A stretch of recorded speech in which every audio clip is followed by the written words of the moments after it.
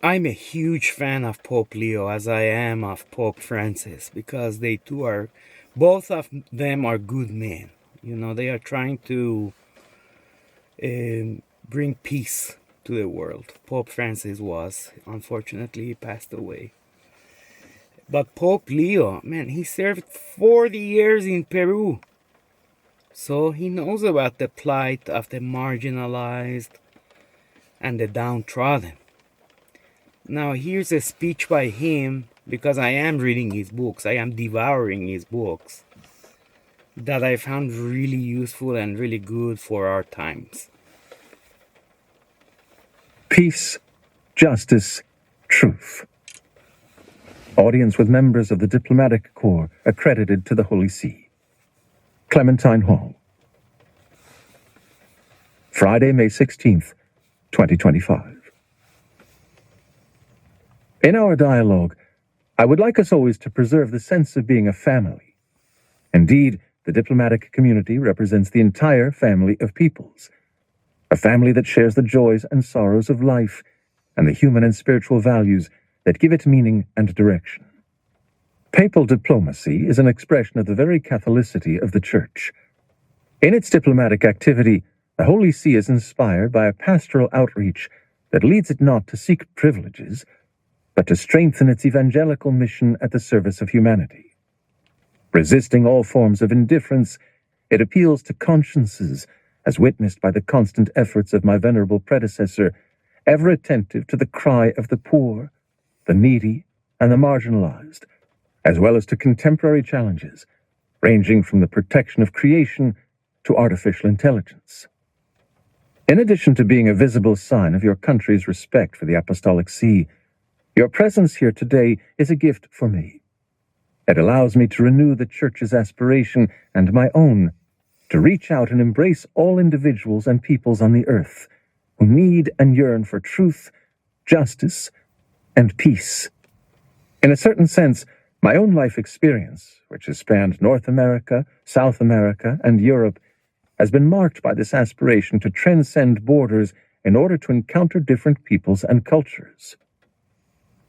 Through the constant and patient work of the Secretariat of State, I intend to strengthen understanding and dialogue with you and with your countries, many of which I have already had the grace to visit, especially during my time as Prior General of the Augustinians. I trust that God's providence will allow me further occasions to get to know the countries from which you come, and enable me to have occasions to confirm in the faith our many brothers and sisters throughout the world, and to build new bridges with all people of goodwill. In our dialogue, I would like us to keep in mind three essential words that represent the pillars of the Church's missionary activity and the aim of the Holy See's diplomacy. The first word is peace. All too often we consider it a negative word, indicative only of the absence of war and conflict, since opposition is a perennial part of human nature, frequently leading us to live in a constant state of conflict, at home, at work, and in society. Peace then appears simply as a respite, a pause between one dispute and another, given that no matter how hard we try, tensions will always be present, a little like embers burning beneath the ashes, ready to ignite at any moment. From a Christian perspective, but also in other religious traditions, peace is first and foremost a gift.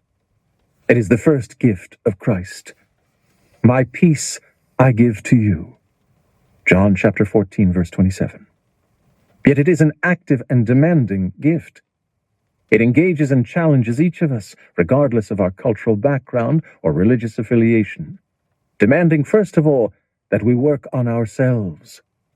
Peace is built in the heart and from the heart, by eliminating pride and vindictiveness and carefully choosing our words. For words, too, not only weapons, can wound and even kill. In this regard, I believe that religions and interreligious dialogue can make a fundamental contribution to fostering a climate of peace. This naturally requires full respect for religious freedom in every country, since religious experience is an essential dimension of the human person. Without it, it is difficult, if not impossible, to bring about the purification of the heart necessary for building peaceful relationships. This effort, in which all of us are called to take part, can begin to eliminate the root causes of all conflicts and every destructive urge for conquest.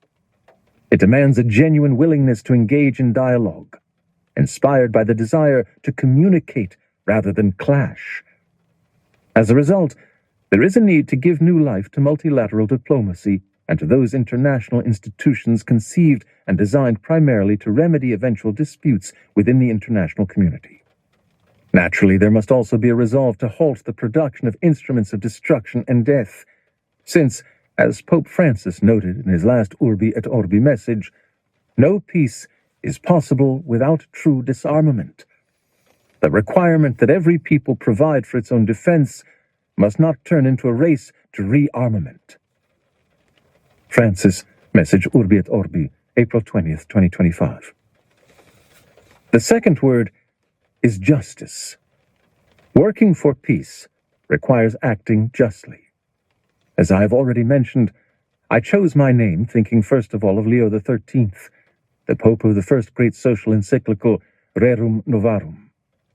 In this time of epochal change, the Holy See cannot fail to make its voice heard in the face of the many imbalances and injustices that lead, not least, to unworthy working conditions and increasingly fragmented and conflict-ridden societies. Every effort should be made to overcome the global inequalities between opulence and destitution that are carving deep divides between continents and countries and even within individual societies.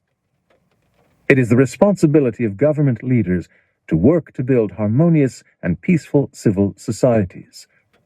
This can be achieved above all by investing in the family, founded upon the stable union between a man and a woman, a small but genuine society and prior to all civil society.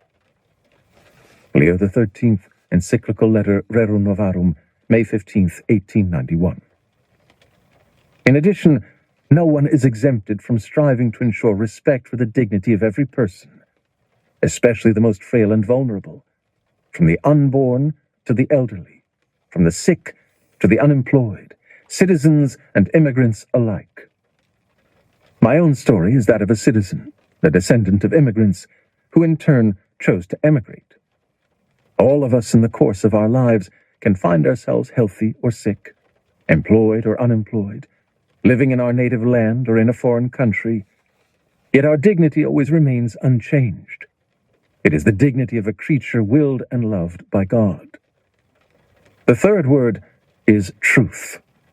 Truly peaceful relationships cannot be built, also within the international community, apart from truth. Where words take on ambiguous and ambivalent connotations, and the virtual world, with its altered perception of reality, takes over unchecked, it is difficult to build authentic relationships, since the objective and real premises of communication are lacking. For her part, the Church can never be exempted from speaking the truth about humanity and the world, resorting whenever necessary to blunt language that may initially create misunderstanding. Yet truth can never be separated from charity, which always has as its root a concern for the life and well-being of every man and woman. Furthermore, from the Christian perspective, truth is not the affirmation of abstract and disembodied principles, but an encounter with the person of Christ himself, alive in the midst of the community of believers. Truth, then, does not create division, but rather enables us to confront all the more resolutely the challenges of our time, such as migration, the ethical use of artificial intelligence, and the protection of our beloved planet Earth.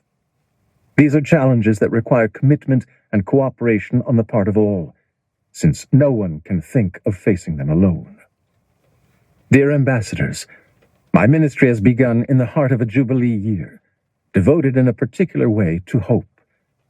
It is a time of conversion and renewal, and above all, an opportunity to leave conflicts behind and embark on a new path, confident that, by working together, each of us in accordance with his or her own sensibilities and responsibilities can build a world in which everyone can lead an authentically human life in truth, justice, and peace. It is my hope that this will be the case everywhere, starting with those places that suffer most grievously, like Ukraine and the Holy Land. I thank you for all the work you are doing to build bridges between your countries and the Holy See, and I cordially impart my blessing to you, your families, and your peoples. Thank you. Thank you for all the work that you do. I love him. I'm just infatuated with this dude. I love him. His words are so beautiful. And I'm proud to be an American when I know he's an American, because he's a great person. You know, that's what makes me be proud to be an American, that there are lots and lots and lots of great, kind, loving people in this country who contribute toward the progress of humanity. Full disclosure, I am not a Christian. I am a Baha'i. I believe in Baha'u'llah. But we Baha'is also believe in the major manifestations of God, such as Jesus and Moses and Muhammad and Krishna and Buddha and Zoroaster. You know, we believe that all these prophets were divine teachers that brought teachings for their time, and that all religions are one, essentially, and they work together. So, God bless Pope Leo, man. Have a good night.